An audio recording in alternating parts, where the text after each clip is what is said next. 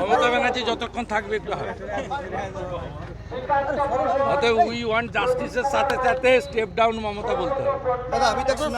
দফা এক, দাবি এক, মমতার পদত্যাগ, এটাই সলিউশন। তারপরে কে বসবে না বসবে সে তো সংবিধানে বলা আছে। আমাদের কোনো নির্বাচন ছাড়া ক্ষমতায় বসার ইচ্ছাও নেই, তো একে না সরালেও থামবে না। আমি আগেই বলেছি, সে কথাগুলো এখন বেরোচ্ছে। আমি আগেই বলেছি সেমিনার রুম চেঞ্জ করেছি। আমি আগেই বলেছি ডিসি নর্থ অভিষেক গুপ্তা ওখানে দাঁড়িয়ে থেকে ওর এলাকা নয়, ব্যারাকপুর কমিশনারে। এগুলো আমার সোশ্যাল মিডিয়া হ্যান্ডেলে গত 10 দিনে যা যা বলেছি এখনো বেরোচ্ছে। নির্মল ঘোষ 3টো ডেড বডি ছিল, সিরিয়াল 3-তে ছিল অভয়া, তাকে 1 নম্বর করে তাড়াতাড়ি পুড়িয়েছে মমতা ব্যানার্জির নির্দেশে। টাকা জমা করিয়েছে নির্মল ঘোষ। মিঠু মজুমদার কাউন্সিলর বাড়িকে ঘিরে রেখেছিল, কাউকে ঢুকতে দিবে না বলে। এখন ওনার পিতৃদেব মাতৃদেবীরা যেগুলো বলছেন এই কথাগুলো বিরোধী দলনেতা 10 দিন আগে থেকে বলেছে। আপনি মিলিয়ে নেন, সব তো স্টোরে আছে না, মিলিয়ে নেন। রাষ্ট্রপতির কাছে আপনি অভিযোগ করেছেন যে হ্যাঁ, পদক কেড়ে নেওয়া যাবে, প্রভিশন আছে, পদক কেড়ে নেওয়া উচিত, পদক কেড়ে নেওয়া উচিত। এইসব লোককে চরম শিক্ষা দেওয়া উচিত। মমতা ব্যানার্জি বাঁচাতে পারবে না, এটা এদের শিক্ষা দেওয়া উচিত। আপনার এখানকার এসপি কম মাল নাকি, কম যন্ত্র নাকি? পুলিশটাকে সরিয়ে দেন না, আছে নাকি দাঁতন থেকে শালবনি কিছু আছে? তৃণমূলের অগ্নিমিত্রা পাল কি হেরেছে নাকি? আগের দিন 55 জন পোলিং এজেন্টকে অ্যারেস্ট করেছে। আমাদের যুব সভাপতি আশীর্বাদকে জেলে রেখেছে, শঙ্কর গুচ্ছাইতকে ঘর ছাড়া করেছে, গোপালীর টিঙ্কুকে ঘর ছাড়া করেছে একটা প্রধান। আপনারা দেখেননি লোকসভা ভোটে কি হয়েছে?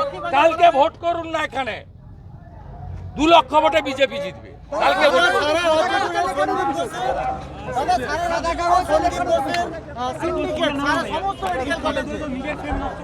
মমতা ব্যানার্জি আর তার চ্যাংরা বলছিল না যে রিনোভেশনের অর্ডার পিডাব্লিউডিকে 9 তারিখের আগে দেওয়া হয়েছে, আজ তো বেরিয়ে গেছে 10 তারিখে দিয়েছে।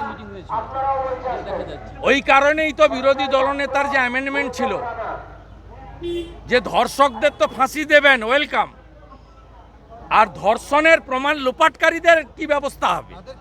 হ্যাঁ, এটাই ছিল তো আমার অ্যামেন্ডমেন্ট, মানেনি ওই জন্য তো, কারণ লোপাটকারীদের নেতৃত্ব দিয়েছেন মমতা ব্যানার্জি। মমতা ব্যানার্জির ফোনগুলো শুধু নিক, ফেস টাইম থেকে বের করুক, কার কার সঙ্গে কথা বলেছে 9 আর 10 সব বেরিয়ে যাবে, আর কোথাও যেতে হবে। सोसी पांजा बोल रहा है कि बीजेपी हर कोई जगह जा रहा है लेकिन सीजीओ कॉम्प्लेक्स घेराव नहीं कर रहा है। सोसी पांजा ने बोला है, कि बीजेपी हर जगह जा रहा है, शास्त्र भवन जा रहा है, लेकिन सीजीओ कॉम्प्लेक्स नहीं घेराव कर रहा है, क्यों नहीं जा रहा है? उनको बोलिए ना जाने के लिए, कोई दिक्कत नहीं। सीबीआई का इन्वेस्टिगेशन हाई कोर्ट का चीफ जस्टिस का ऑर्डर में हुआ है, और सीबीआई किस तरीके से काम करेगा वो सुप्रीम कोर्ट का निगरानी में हो रहा है। Supreme court will take appropriate action in question of CBI investigation. CBI liable है सुप्रीम कोर्ट का पास, सेंट्रल गवर्नमेंट का पास भी नहीं, और सोसी पांजा का गवर्नमेंट जो चल रहा है स्टेट में उसका पास भी नहीं। और हम लोग जरूर जाएगा सीजीओ में। शारदा घोटाला में सबसे बढ़िया बेनिफिशियरी का नाम है ममता बनर्जी। क्यों ममता बनर्जी को छूट करके रखा है सीबीआई, ये मांग लेकर हम लोग सीजीओ जाऊंगा। लेकिन अभया केस में हम लोग सीबीओ जाने का कोई मौका हमारी नहीं है।